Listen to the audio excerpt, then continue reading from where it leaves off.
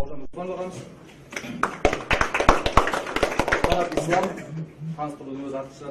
Вилсон, қанаттың жаттықтырушы Жанқош Тұраров, және де кәсіпқой бокста биыл осы Құдай қаласа 29-ында тұңғыш өзін бағын сынап көрейін деп жатқан әлем чемпионы Олимпиада ойындарының қатысушы Жәнібек Әлқабов. Мархабат, Бауыржан ағам сөз кезегі.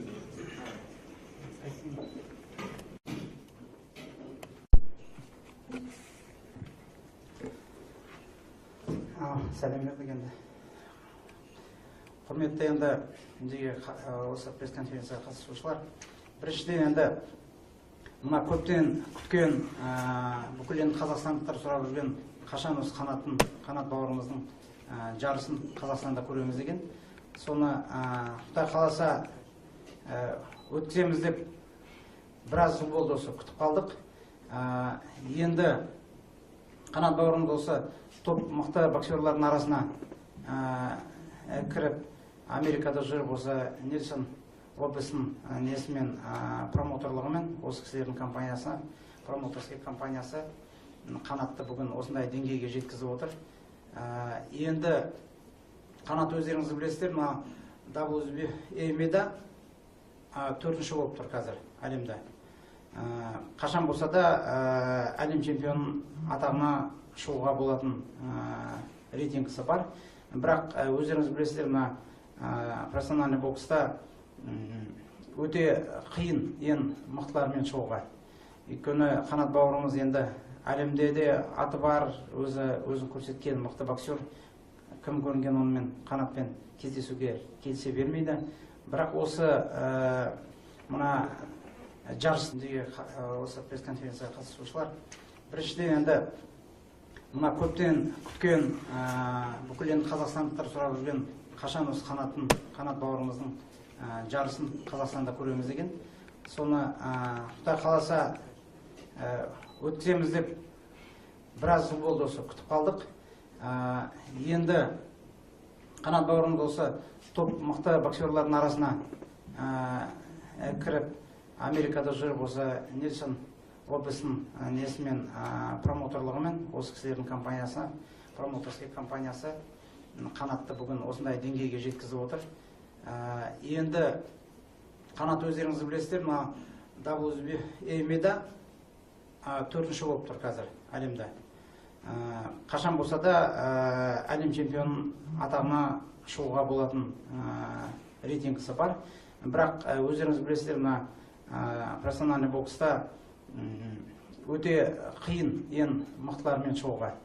Өйткені қанат бауырымыз енді әлемде де аты бар, өзін көрсеткен мықты боксер. Кім көрінген онымен қанатпен кездесуге келісе бермейді.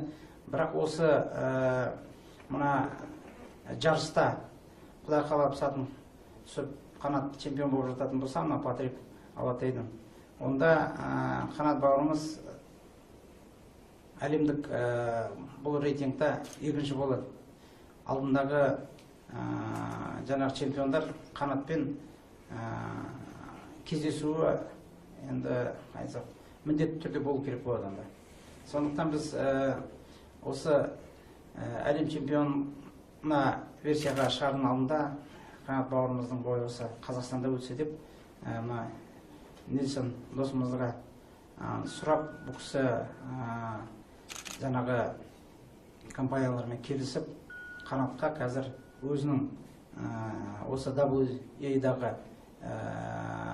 белбеуін қорғап қалуға, одан кейін келесі WBO оған жаңа интерконтинентальный поясына, белбеуіне осы Алматыда жарыс болады. Енді қазанның 29-ында деп отырмыз. Қаласа үлкен жаңа арена, соны Алматы қаласының әкімі Бауыржан Байбек жақсы қолдап осы Алматыда өтсейік деп, 13 мың халық көре алады. Екіншіден үлкен рахмет айтам өздеріңізге де, Қазақстан каналы, Қазспорт, бұл кісілер бүкіл Қазақстанның бар жеріне трансляция істей алады, көрсетеміз деп отыр. Оның үстіне шоу-тайм бар, басқа әлемдік телевидениялар қосылып бүкіл әлемге трансляция болады. Енді бұл өте үлкен жарыс болайын деп отыр. Қазір қарап отырсақ, тек Америкада мына судьялары бар, комментаторлары бар, ринг анонсер дейді, 15 шақты үлкен белгілі әлемдік деңгейде жүргізіп жүрген мамандар келетін болып отыр. Оның бәрін басқарып келіп отырған осы промоутер компания Нельсон Лопес. Ал енді бұл кісілерді көп таныстыра бермейік. Бұл кісілер енді қанатқа дейін жаңа Марат Мазинбаевты шығарған біздің қазақ боксерлар жақсы біледі ғой. Одан қанаттың артынан келе жатқан Жанкош Тұраров деген орнымыз бар. Оның ішіне енді Жәнібек Аймқанұлы, өздеріңіз білетіндер. Жәнібек енді жастар болса да ұмтылып отыр, осы бір мемлекетіміздің, қазақтың бір атын шығарайын, мен де профессиональный боксқа барайыншы деген соң қолдап жатырмыз. Енді келесі сөзді меніңше көп уақыт алмай өздеріңізге берейік, сұрақтарыңызға жауап беріп отырады. Сұрақтар болса біздің әріптестер үйге қоямыз, қай жақтан ағай? Естіледі. Сұрағым қанатқа. Қанат осы жағында Головкин боксынан кейін барлықтарымыз ойнайтын осы перчаткасында бір арнайы бір не болуы мүмкін деген секілді коммуникациялық ақпараттар шықты. Жалпы осы боксерлар қоғамында осындай бір заттар болуы мүмкін бе? Қаншалықты рас немесе қаншалықты өтірік? Енді жалпы Головкин енді қазір қанша мықты жеңістерге жетіп жатқаннан кейін мүмкін ондай сындар айтылып жатыр. Бірақ біз бокста жүргеннен кейін қанша ондай болады деп ойламаймыз. Енді ол шын мықтыны мықты деп бағалау керек. Сол үшін ол басқа жақтан бір айтылып жатқан көреалмаушылықтың бір түрі шығар деп ойлаймын.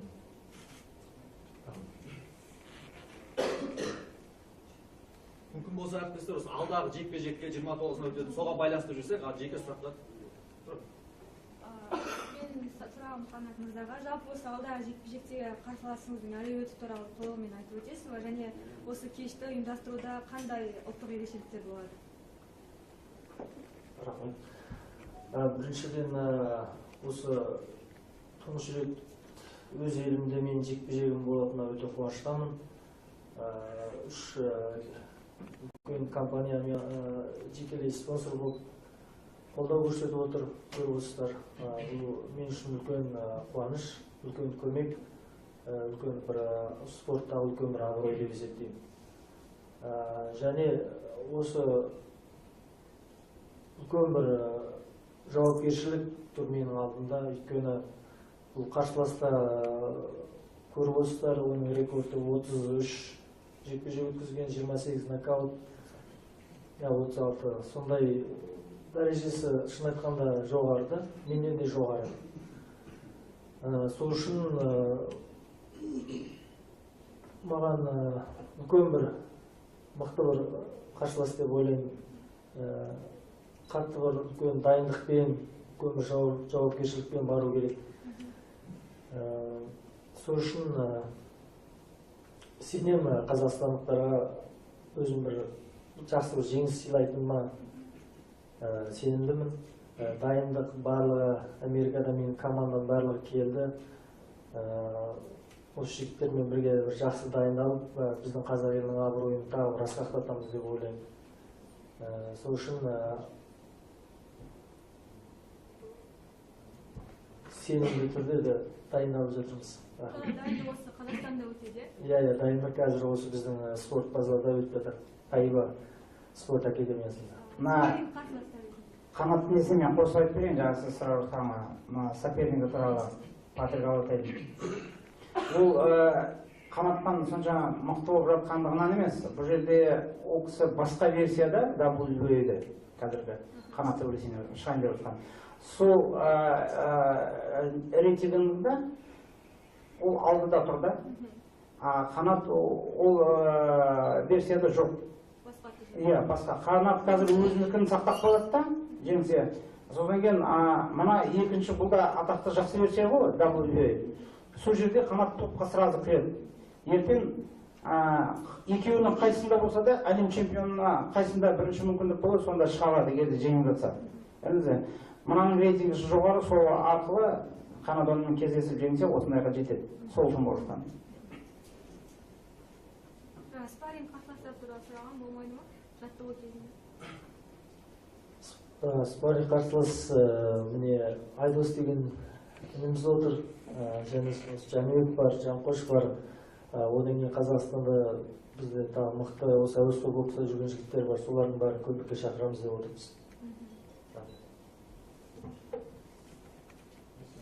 ендігі телеарнасы сауалым Жәнібекке болса, Жәнібек жалпы енді тұңғыш дебютті жекпе-жегі болайын деп жатыр. Қазақстан кәсіпқой боксшысы Марат Назарбаевтың айтқаннан кейін, егер жақсы промоутерға жолықса, Жәнібек 3 жылдың көлемінде әлем чемпионы бола алады деп. Сондай бір сұхбат берген екен кеше бүгін. Жалпы Жәнібектің өзінің ойы қалай? Кәсіпқой бокста болып кетуге қаласың ба, әлде әзірге барыңызына көру ма?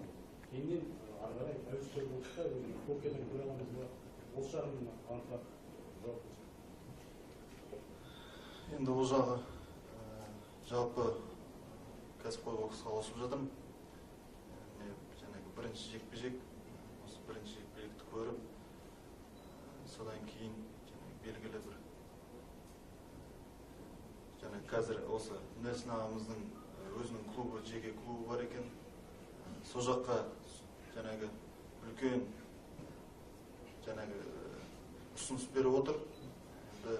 Оның барлығы осы жекпе-жектен кейін белгілі болады.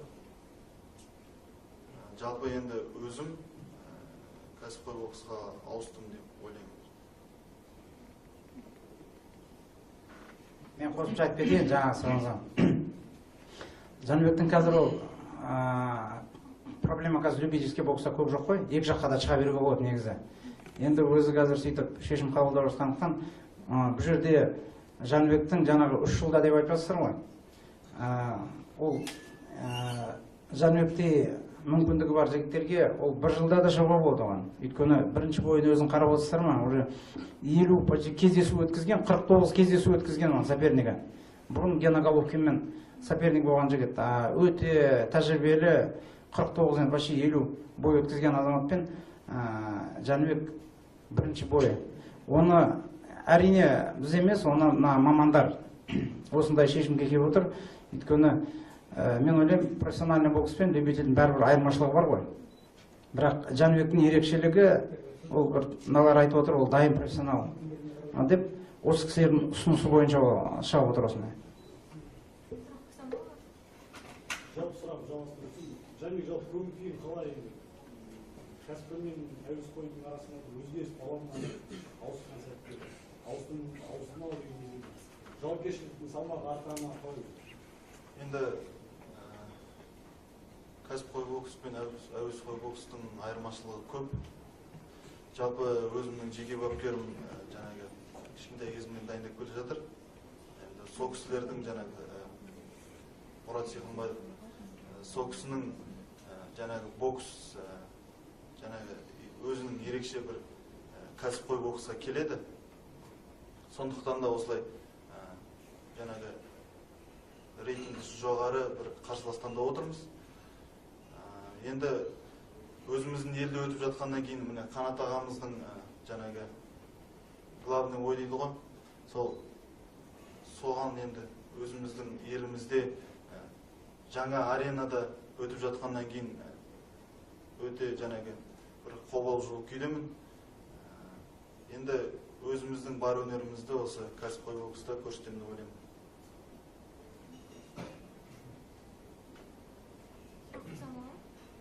Менде сұрағым осы Жәнібекке бағытталады. Жалпы осы Олимпиада ойындарында сіздің жеңілісіңізді жанкүйерлер өте ауыр қабылдады. Енді бірден 12 раундтық кәсіпқой боксқа ауысып кету сізге қиын деп ойламайсыз ба? Жанкүйерлер осы жағына да уайымдап отыр. Енді ол жағы қазір осы бірінші жекпе-жекті 6 раундқа жоспарлап отырмыз. Оның алдында біз Астана стадионында өнер көрсеттік. Ол жақта 5 раундтық кездесулер болды. Енді ол 6 раундты ондай адам жаңағы өзім дайын болсам 6 раундқа да шыдап бере аламын. Ол жағынан жаңағы проблема жоқ деп ойлаймын. Пайымдамаңыздар. керек болса 12 раундқа шығады. Қанат, сізге сұрақ. Осы матчта гонорар жағы қалай болады? Қазір оның бәрін біздің промоутер оны айтуды қаламай отыр, оны құпия деп. Сол үшін оны кейін жарыстан кейін біле жатарсыздар деп ойлаймын. Жалпы болады? Иә. Менің сұрағым Жанқошқа қояйын дегенім, жалпы сіз осы уақытқа дейін жанкүйерлерді көптеген жеңісімен қуанып жүрсіз кәсіби бокста. Бірақ әлі де бір сізге, білмеймін, жарнама жетіспей жатыр ма, әлде телеарналар көрсетпей жатыр ма, бір андай халықтық боксшыға айнала алмай жатырсыз да? Осы жағын немен түсіндіресіз, мүмкін қай жағынан кемшін жатыр деп ойлайсыз? Енді Құдай қаласа, ол жарнамалар енді міне елімізде өткізіп жатырмыз. Шетелдегі кездесулерімізді тек америкалық телеарналар көрсетті, біздікілер көрсеткен жоқ. Сондықтан жаңағы жарнама аз деп ойлаймын. Алла қаласа осы жарыстан кейін үлкен жаңағы жарнамаланып, бір жақсы телеарнадан көрсетіп жатсақ, келесі кездесулеріміз телеарнадан көресіздер деп ойлаймын. Жалпы соңғы кезде естіп қалдым, сіз Шоқыр Бөлтегүлов туралы фильмге түседі екенсіз, сол кісінің рөлін ойнайды екенсіздер. Осы туралы толық айтып өтесіз, және бұл осында бір бауырларымыз сондай не жаңағы ұсыныс білдірген. Мен қарсылығым жоқ дедім. Жастық шағын ойнап берейін дедім.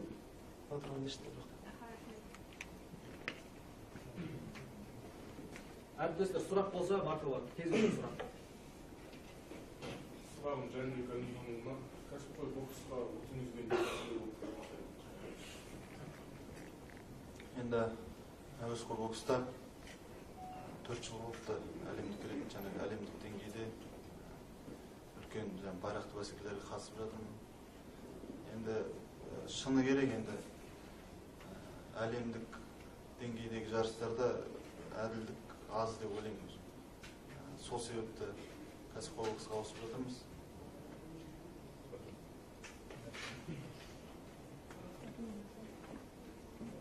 Жадырақ қайыр айтылды дегеннен. Ұйымдастырушыларға сұрағым, билеттер қайдан алуға болады және бағасы қандай болады? Енді мына өздеріңіз көріп отырған бас демеушілер, генеральный спонсор деп жатырмыз ғой. Үлкен Қазақстанның белгілі азаматтары, компаниялар.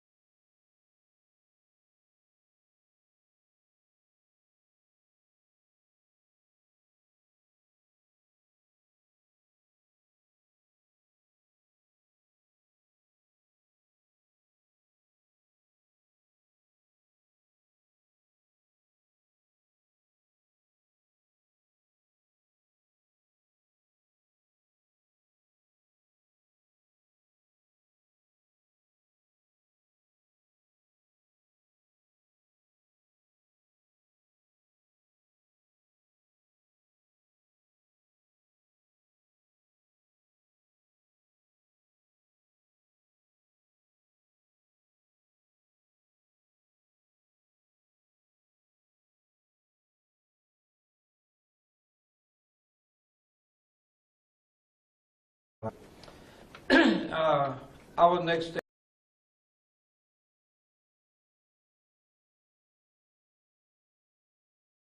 things for Kanat will be we're going to be ranked now, highly ranked, and so we're looking up for possible a world championship fight.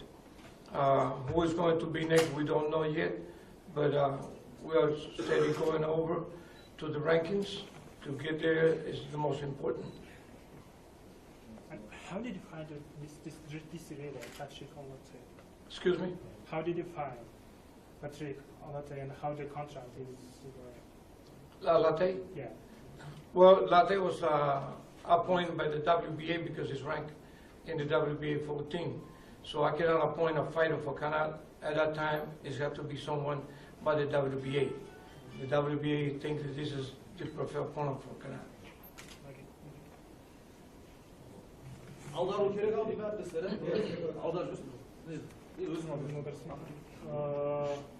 Бірінші қанат үшін бүгінгі матч өте маңызды, одан кейінгі жоспарларын біз осы матчтан кейін анықтаймыз деді. Яғни қазіргі барлық ойымыз осы матч туралы. Ал одан кейін біз Патрик Алатай бақылау кеңесі төрағасы Бауыржан Мұстафанов ағамыз, Қанат Ислам, таныстырудың өз артықшы Вилсон, қанаттың жаттықтырушы Жанкош Тұрар, және де кәсіпқой бокста биыл осы Құдай қаласа 29-ында тұңғыш өзін бағын сынап көрейін деп жатқан әлем чемпионы, Олимпиада ойындарының қатысушы Жәнібек Әлханов. Мархабат, Бауыржан ағам сөз кезінде.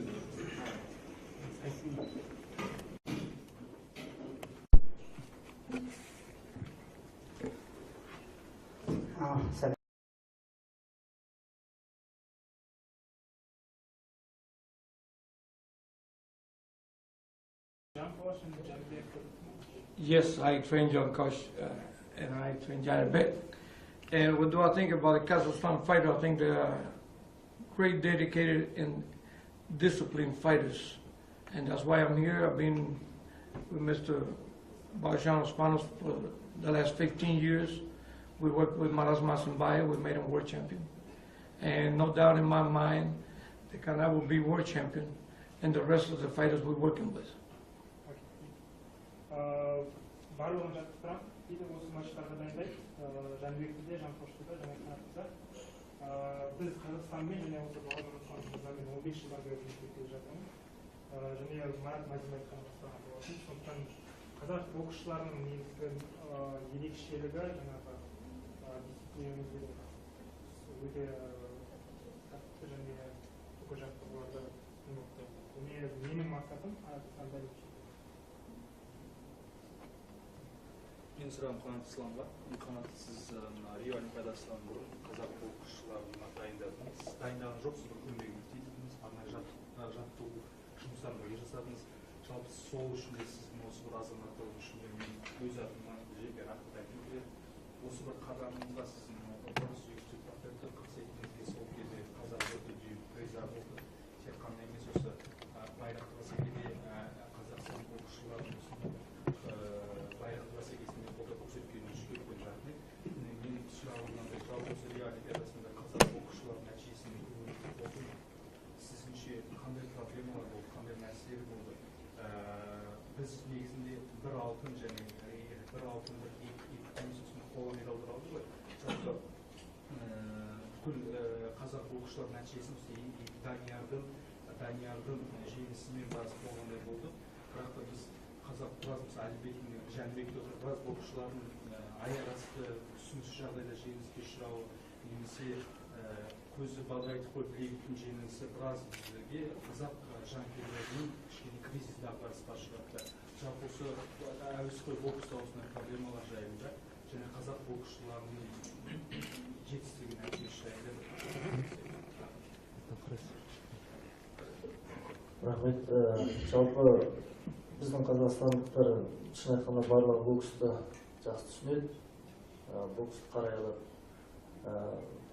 Мен шын айтқанда біз Олимпиаданы қарап отырып, бокста жүріп, өзіміз түсінбей қаламыз. Мынау жеңілді отыр, мынау жеңіліп қалады. Мынаның қолын көтеріп жатады. Сол үшін бұл жерде көп түсінбестік жағдайда болды. Мен өзім сол үшін мен өзім қатысқан Жәнібек пен Әділбек екеуі де алтын медаль алуға мүмкіндік бар. Әсіресе Жәнібекті білесіздер, қандай жарқыраған, ол чемпион болуға оның мүмкіндігі жалпы жағынан, бәр жағынан дайын шын айтқанда. Ол жеңілген жоқ, ол жарыста көрдіңіздер, бәріңіз куә болдыңыздар. Ол кубалықты да болсын, өзбекті де болсын, әрқандай кезде болсын, басқа жерлерде оның барлығын ұрып жүрген жігіт. Енді спорт, үлкен спорт сондай қатыгез, сондай ауыр болады. Енді оны бір жеңіспен спорттан кетіп қалсаңыз, ол сіздің нашарлығыңыз. Өзіңізді дәлелдейтін жер әуесқой бокста болмаса, кәсіпқой бокста өзіңізді дәлелдеуге мүмкіндіктер болып жатыр. Сол үшін жеңсеңіз де, жеңілсеңіз де шын айтқанда бұл жерде 12 раундтың ішінде мықтының мықтысы шыдайды. Сол үшін біздің қазақтың жігіттеріне осы кәсіпқой бокс біраз жақындау секілді сезіледі маған. Сол үшін мен өзімді шын айтқанда әуесқой бокста болдым. көптеген сондай келеңсіз жағдайлар болғаннан кейін маған шын айтқанда осы әуес кәсіпқой бокс өзім менің жаныма жақын секілді. Сол үшін мен де кәсіпқой бокс таңдадым. Сол секілді бүгін Жәнібек те сол себепті осы кәсіпқой боксқа кетті ау деп ойлаймын. Мен қосымша айтып берейінші, мына олимпиаданың несінен сұрақтар көп болып ғой, бізде күнде кездескен сайын бәрі сұрайды. Жәнібектің жағдайында енді біз олимпиадаға бірге барып аяғына дейін келіп отырмыз. Бұл жерде Жәнібек қайта мынау әділетсіздік не болмаса былай болды деген әңгімені бір рет айтып тоқтату үшін айтып жатырмын. Жәнібек бірінші бойда өздеріңіз білесіздер, ана Энтони деген ағылшындық өте мықты боксермен кездесті. Онымен өздеріңіз білесіздер, осы әлем чемпионатында екеуі полуфиналда кездесу керек болған. Ол травма алып шықпай қалды ол кезде. Бірақ полуфиналға барған азамат болатын ол. Қол алып кетті ол кезде. Жәнібекпен бірінші бойда кездесті. Бірінші бой енді олимпиада, тем более білесіздер, өте қиын. Жәнібек оны 2 раундтағы жеңді деп білеміз. 3-ші раундта оны установка болды, оны қатты ұрмауға. Сол бойды нокаутпен де бітіруге болар еді. Өйткені 3 раунд бойы істеп шығу керек болатын бірінші бой болса. Содан Жәнібектің енді 2 қолымен де қатты соғады ұрысы, бірақ солына асана ұратын Жәнібек солақай ғой, сол қолын шынтағы ысып кетті Жәнібектің. Сол травмадан кейін Жәнібек мешок тұрмақ лапы да ұрған жоқ олимпиадада. Тек қана жүгіріп ақырын жүрді. Әрине ол травма алғанда айтуға болмайды. Құр дәрігерлер физиолечение жасап жүрді. Сондықтан Жәнібекке установка ақырын ғана, Жәнібек өзі таза ойнайтын боксер ғой, ударларының бәрі көрінеді.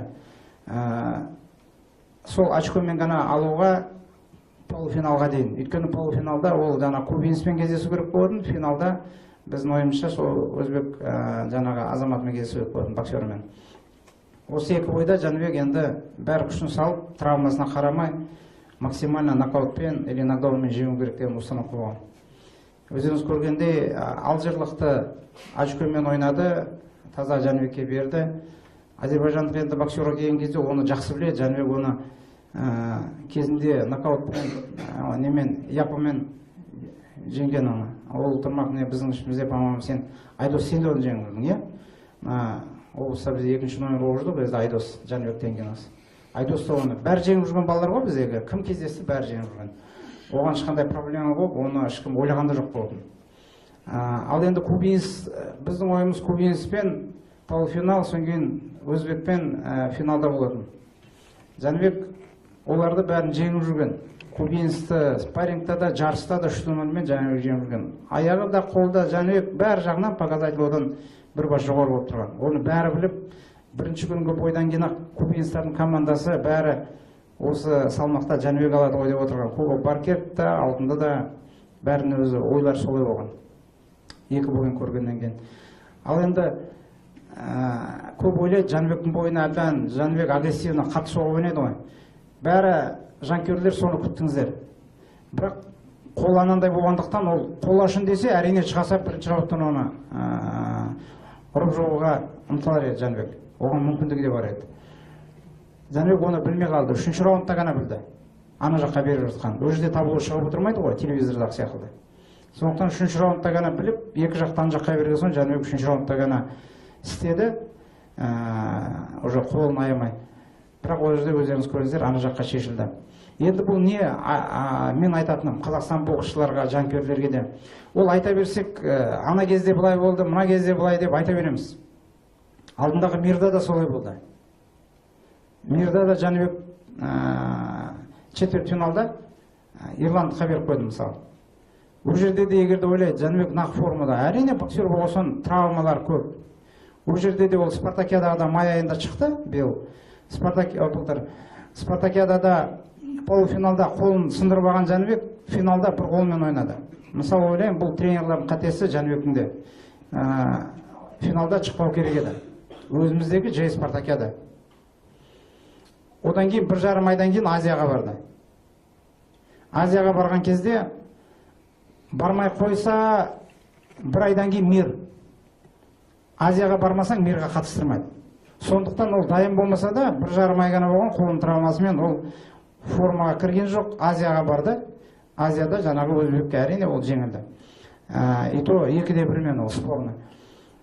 Мирға барған кезде әлі формасына да кіріп көрген жоқ, бірақ ол жерде четверть финалда ирландыққа берді. Енді өздеріңіз кейінгі бойларын қараңызшы, 2 айдан кейін Ирландияға барып, сборда үйінде соның өзін қалайдан сабаған. Сондықтан біздің боксшыларға айтатыным, спорт болған оның бәрі әдейі істелмейді. Кейбір жерде судьялардың деңгейі төмен болады, кейбір жерде әдейі де істеп жататын шығар. Бірақ жалпы біздің жігіттерге айтатын бір бас жоғары биік болу керек. Каждый бойлары последний сияқты, соңғы бой сияқты төбелесу керек ол жерде. Осыған біз жетпей, әлемде ондай жаңағы спорный моменттар бола береді. Жол біреу-ақ, бір бас солардан жоғары болу керек. Еламан Тасбек, спортник бол. Қанат Исламов сізге сұрақ қойайын деп едім. Айдар Шәрібаев өзіңізді ұстазым, досым деп мақтап жүреді ылғи да. Өздеріңіз білетін ертең үлкен бокс кеші болады. Соған өзіңіздің көзқарасыңыз айтып өтсеңіз, Айдар Шәрібаевтан не білесіз жалпы? Оның айтуынша бір айдан кейін қайтадан бокс өткіземін дейді, сіздің бойыңызда. Сол қалай әсер ете ма бір айдың ішінде? 2 айда 2 бой өткізген қиын ба? Сол туралы Айдар осы Алматы облысында бокс жасаған. Жақсы осы Қазақстанда 2-3 номер болып жүрген жігіттердің бірі. Қазір кәсіпқой бокста да өзінің бағын сынап жүр. Енді жалпы бұл бір айдың ішінде қайтадан 2-ші бойға шығу, шын айтқанда ол қазір 4 раундтық бойға шығады. Шын айтқанда оған қиын болмайды деп ойлаймын. Оның да болашағына зор үміт күтуге болады. Тәжірибелі, еңбекқор, болашақта осы үлкен әлемдік деңгейдегі әлем чемпиондық атақтарға таласу, сол деңгейден көргім келеді ол жігітті. Тек қана жарыстарына сәттілік. Рахмет. Сұрақ болмаса, әріптестер қорытындылайық. Сұрақтарыңыз бар ма? Қоя сұрақ. Жастар ауылдақтағы 29 қазанға айтқан болсақ, Қанат енді қарсыласқан келді ме? Осы тұсын зерттедіңіз бе? Сіздің басым тұсыңыз қандай? Осы тұрғыдан айтып кетсеңіз, қанша раундта мүмкін қуатасыз, мүмкін жеңесіз? Қай уақытқа дейін соны зерттеу алдын ала белгілеріңіз боларыңыз бар ма? Қандай бар? Енді қазір бойларын таратып зерттеп жатырсыз? Иә, қазір жаттықтырушым келді ғой менің. Енді қазір сол жарыстарын қарап жатырмыз. Көп раундқа шыдайтын жігіт, шаршамайды, білесіздер. Тек көп жұмыс істеу керек. Көп техникаға жұмыс істеу керек, тек қара күшке салынбай деген сондай жоспарларды құрып жатырмыз. Енді бокс қой, бір удар шешіп кетеді кей кезде, жеңіс пен жеңістің қалай болатын. Сол үшін қазақпыз ғой, ары қайтып семіз шыққан жақсы деп. Сол үшін оның бәрін әрине көрсетеді. Тек қана жақсы дайындалу керек, үлкен жауапкершілікпен. Рахмет. Құрметті әріптестер, сұрақ болмаса, бар ма? Қалыптекте сұрақ. Есть еще вопросы? Можете и на русском задавать.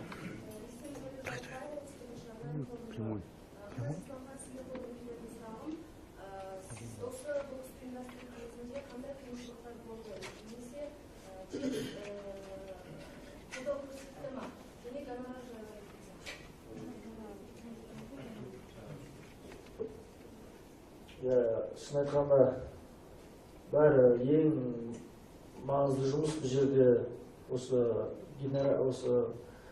спонсор компаниялар болды.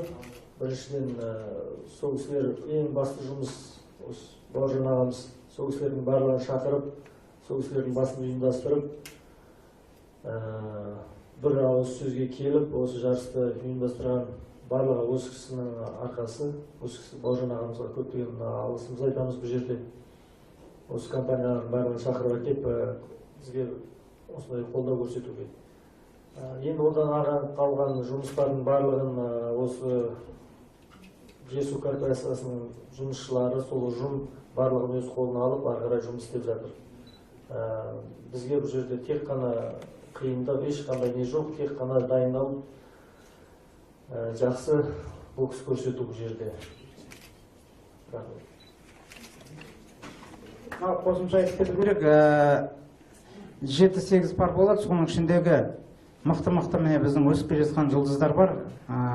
Осы әуесқойда жақсы бокс көрсеткен Руслан Мырсатаев не отыр, біздің супержаш. Руслан, осы Руслан да шығады.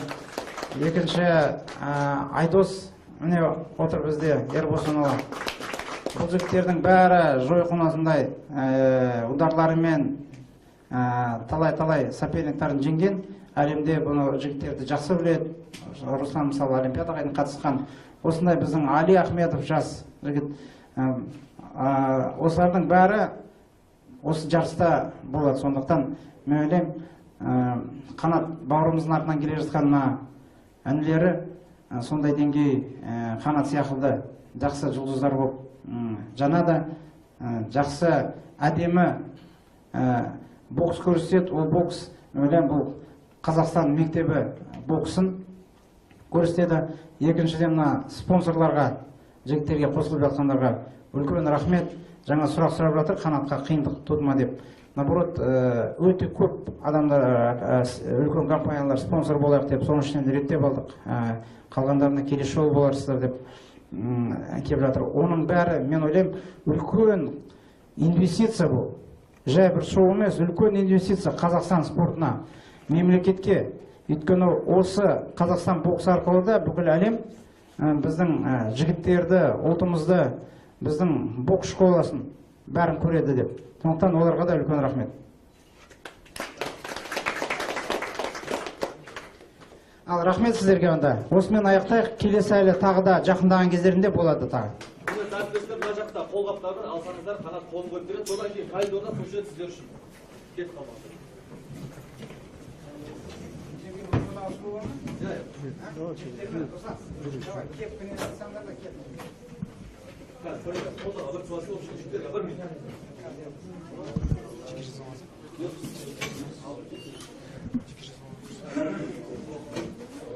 Қандай фонға жазу?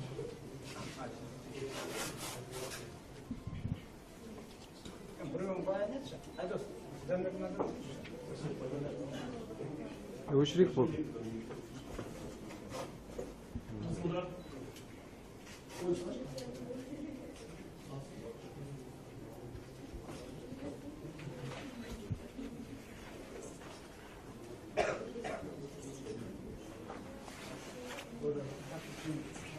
Мына жаққа шығыңыз. Мына жаққа шығып аласың.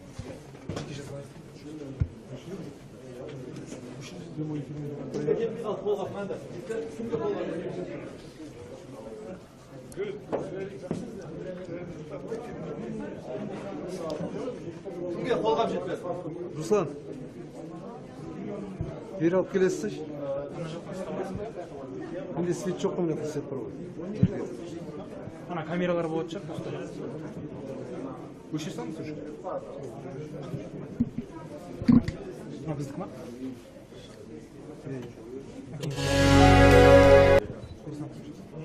Жоқ, ішіне салсам.